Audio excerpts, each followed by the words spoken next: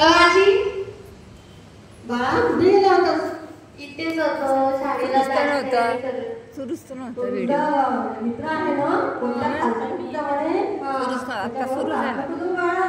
अगं हो आजी, पण तो अभ्यासात खूप हुशार आहे ना, म्हणून मी त्याच्यासोबत राहतो आणि वर्गात त्याचा नेहमी पहिला नंबर येते, म्हणून मी त्याच्यासोबत राहतो. तो खालच्या जातीचा आहे ना, म्हणून माझा पहिला आणि त्याचा दुसरा नंबर येते. आणि ते सगळं ठीक आहे, पण माहित आहे का ते लोक चाकरी करतात, आपल्याला त्याच्यासारखं व्हायचं आहे का? नाही. चांगलं शिकून मोठं व्हायचं, त्याच्यासोबत अभ्यास करायचा, बसायचं काकड्यावर, पण त्याच्या जवळचा जो डबा आहे ना तो खायचा नाही बाळा. ठीक आहे म्हणे मांस खातात. प्रकाश, ए प्रकाश, शाळेत जा, तुला शाळेला वेळ होते. आता वेळ त्याला शाळेला जाऊ दे बरं. आजीच्या पाया पड, देवाच्या पाया पड, शाळेत जा. येतो आजी. ये बा. आता बाई, तुम्हाला हरिपाठाला जायचं होतं ना? हरिपाठ चालू झाला. आता हो मी जाते, पण मुलीला काही संस्कार टाकत नाही तिच्यावर. तिला बाहेर तिला पक्याच्या घरी जायचं आहे. ती जेव्हा बाहेर बसते ना देवघरात येतो तुझं म्हणे तिला बाहेर बसून जा 4 दिवस आणि चांगले संस्कार टाक, नाहीतर तुझा संस्कार होईल, आपल्या घराण्याचा संस्कार होईल. मग बरं बरं, मी सांगते त्या तिला समजावून. हो अगं जोशीताई ते आल्या. जोशीताई, ओ जोशीताई, ऐका घरी. आल्या का नाही तुम्ही? हो चला ना, आपल्याला हरिपाठाला जायचं होतं ना. हो चला. का हो जोशीताई, मी ऐकलं तुमच्या नातीचं लग्न जोडलं म्हणे. हो ना. आणि मुलगा खूप शिकलेला आहे म्हणे. हो आणि मोठी नोकरी करत असेल तो.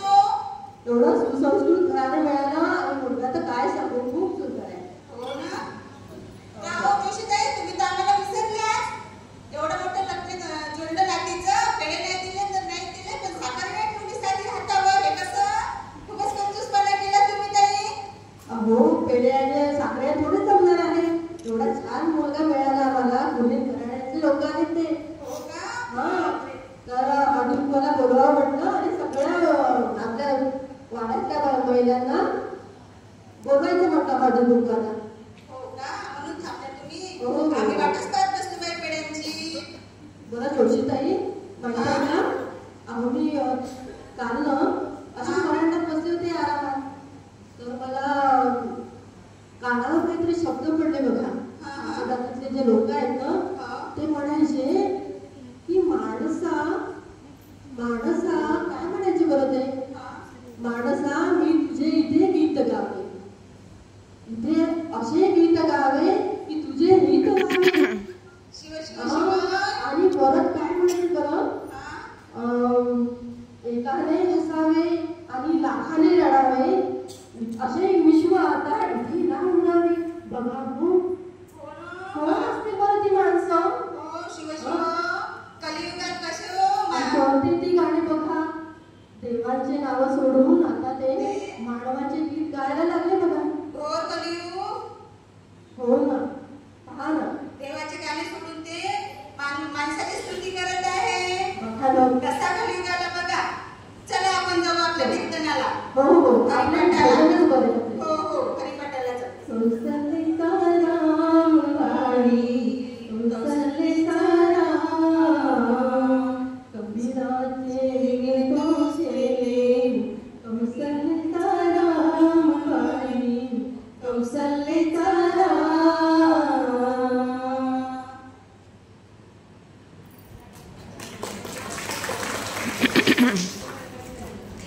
मुलीचं लग्न झालं.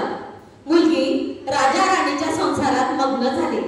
तिच्या पतीची खूप इच्छा असते की तिने शिकावं, तिने नोकरी करावी, समाजात तिने वावरावं, पण तिला नेहमी वाटत असतं की लोक काय म्हणतील, ती त्यातच गुरफटून राहते. आणि अशातच तिला एक मूल होतं. ते मूल झाल्यानंतर तिचं मूल खूप आजारी पडतं आणि ती कशी बुवाबाजीमध्ये अडकून पडते ही दाखवणारा आपलं सामोरचं दृश्य आहे. बापरे,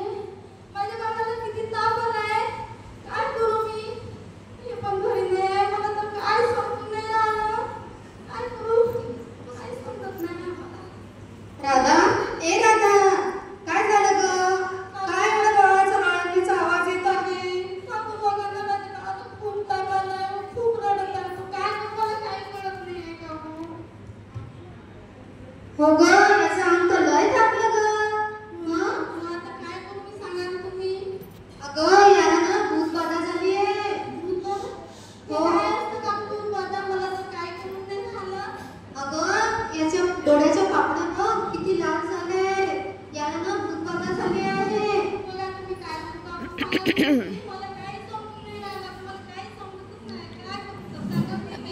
गावाच्या बाहेरनं एक मांत्रिक बाबा आले आहे. ते मग लय चालू दोन मांत्रिक आले वाटते. आपण जर त्यांच्याकडे घेऊन गेलो ना तर आपलं बाळ नक्की बरं होईल. पण काकू त्यांच्याकडनं तर माझं बाळ चांगलं होईल ना. हो नक्की बरं होईल. वाटलं तर मी येते तुझ्यासोबत. चल तुमच्यासोबत.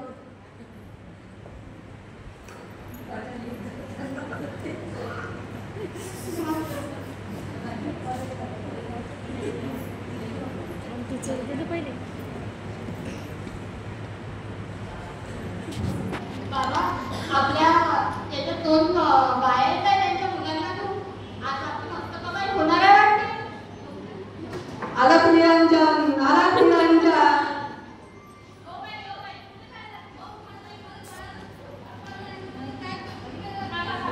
माईक तर दे तिला, माईक दे ना. थांबा थांबा. हो बोला बोला. चला चला. बाबा बाबा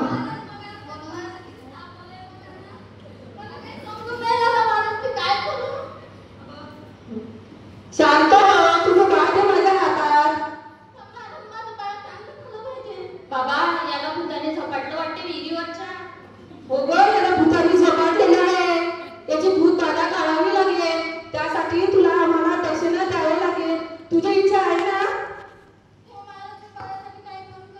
हो हो, मी आता छोट्या बाळाकडे देते. याला याची भूत बाधा काढून घेते आणि तुझ्या मागच्या जन्मीचे पाप आहे ना त्याच्यामुळे तुझ्या बाळाला बिमार पडलं. हे काय माझा हो.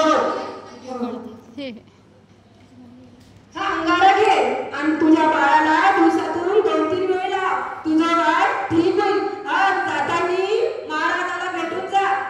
बरं महाराज ठीक आहे. हिचं बाळ नक्की बरं होईल ना महाराज. हो बाळ बरं होईल. पण दक्षिणेचं तेवढं बघून घ्या. ओ बाई ओ बाई थांबा थांबा. दक्षिणा महाराजांची. ओ महाराज मी तर काहीच नाही आणलंय ना. 100 रुपयाने काहीच नाही होत. या बाळांचा उतारा काढावा लागते. कोंबडा बकरा कापावा लागेल. पण मग आता मी काय करू? आता तुमच्या गड्यातलं द्या.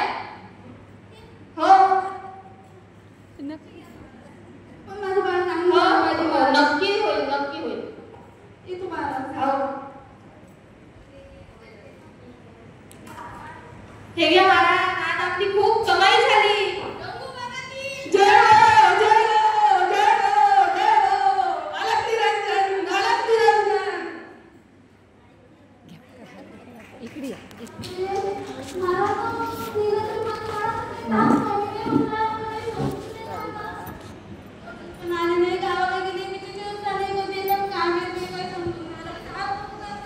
अगं राधा, काय झालं ग?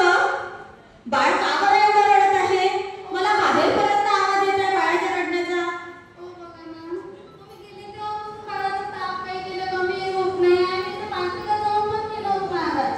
पण मी काय म्हणते, तू मांत्रिकाकडे कशाला घेऊन गेलीस? तुला डॉक्टरकडे नेता नाही आलं का? शेवटी तू अडाणी ते अडाणीच राहिलीस बघ.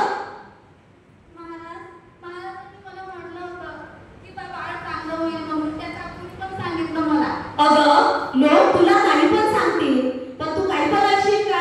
आपण आपल्या डोक्याने विचार करावं, काय चांगलं काय वाईट. 4 रुपये शिकली असतीस तर तू आज हे केलंच नसतंस. तुला जेव्हा तुझी प्रसूती झाली तेव्हाही तुला सांगितलं की तू घरी प्रसूत होऊ नकोस म्हणून. बघ आज तुझी बाळाची काय अवस्था झाली आहे. बघू दे मला.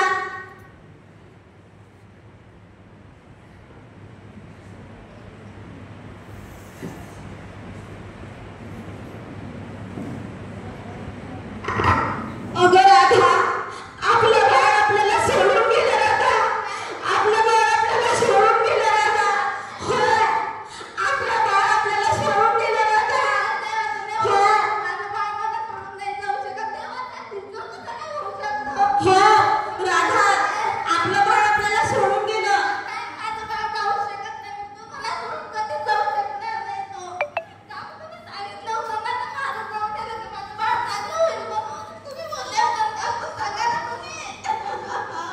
राधा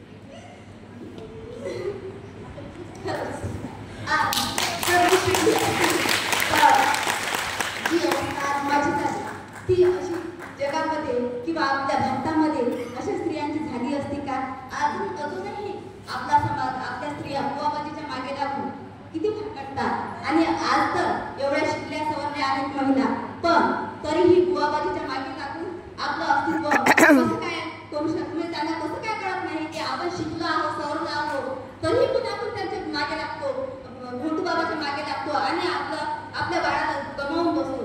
आता मी ठरवलं आहे की मी आजपासून अंधश्रद्धा निर्मूलनासाठी मी काम करणार आणि माझ्या नवऱ्याच्या खांद्याला खांदा लावून मी काम करणार. हो, जसं महात्मा फुलेंनी सावित्रीला मुख्य प्रवाहात आणलं, तसंच मी पण माझ्या पत्नीला अंधश्रद्धा निर्मूलनाच्या कामात असं अग्रेसर करून घेणार. चल राधा, आजपासून तू पण शिक आणि समाजातील इतर स्त्रियांना पण शिकव.